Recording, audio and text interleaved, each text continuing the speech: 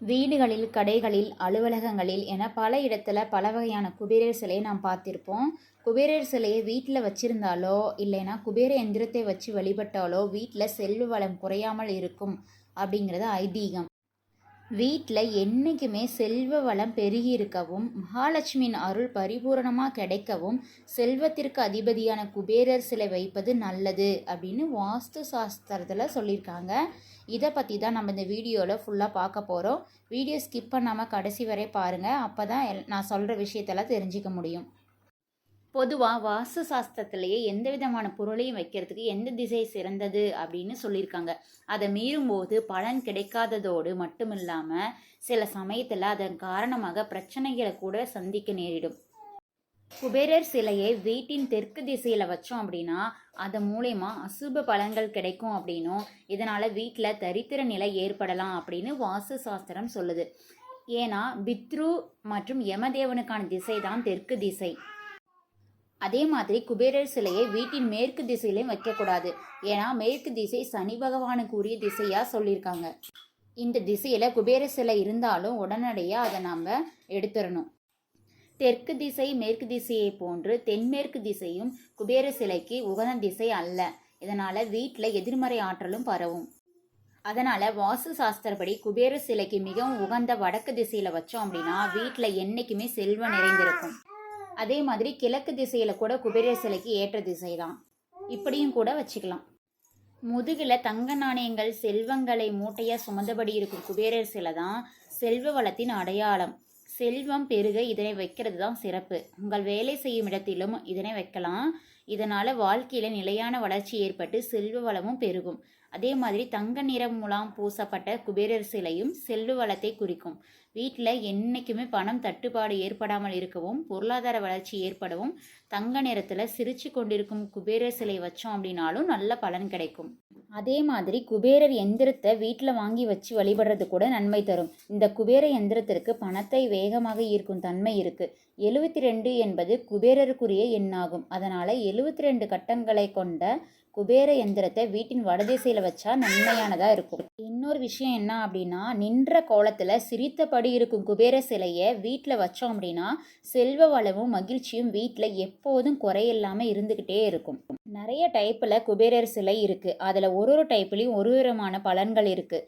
அது என்னன்னு நம்ம பார்க்கலாம். அமர்ந்த குபேரர் அது என்ன பலன்கள் தரும் அப்படின்னா, குபேரர் அமர்ந்த நிலையிலே சிலைகள் இருக்கும். கால்களை மடித்து தனது பெரிய வைத்த காட்டியபடியும் சிரித்தபடியும் குபேரர் சிலையை வீட்டில் வைப்பது மிகவும் நல்லது. இதில் இந்த மாதிரி வச்சோன்னா வீட்டில் சமநிலை, நல்லிணக்கம், நிலையான தன்மையாக இருக்க வைக்கும். சயன கோலத்தில் குபேரர் இருப்பாராம்.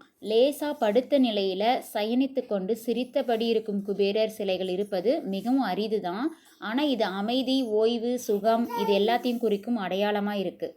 அதுக்கப்புறம் கையில் ஜபமாலையோட சிரித்தபடி இருக்கும் குபேரர் ஞானம், அறிவு, ஆன்ம ஒளியின் அடையாளமாக இருக்குது. இந்த மாதிரியான குபேர சிலைகளை வீட்லேயோ இல்லை ஆஃபீஸ்லேயோ வாங்கி வச்சோம் அப்படின்னா உங்களோட கனவுகள், லட்சியங்களை அடைய அது துணையாக இருக்கும். மூட்டை குபேரர்னு ஒரு சிலை இருக்குது, பார்த்துருக்கீங்களா? அது முதுகில் செல்வ மூட்டையை சுமந்தபடி இருக்கும் குபேரர் சிலையே செல்வ வளத்தின் அடையாளமாக சொல்கிறாங்க. இந்த வகையான குபேரர் சிலையை தொழில் அல்லது வேலை செய்யும் இடத்துல வச்சோம் அப்படின்னா நிலையான வளர்ச்சி, செல்வ வளம் பெருக துணை செய்யுமா.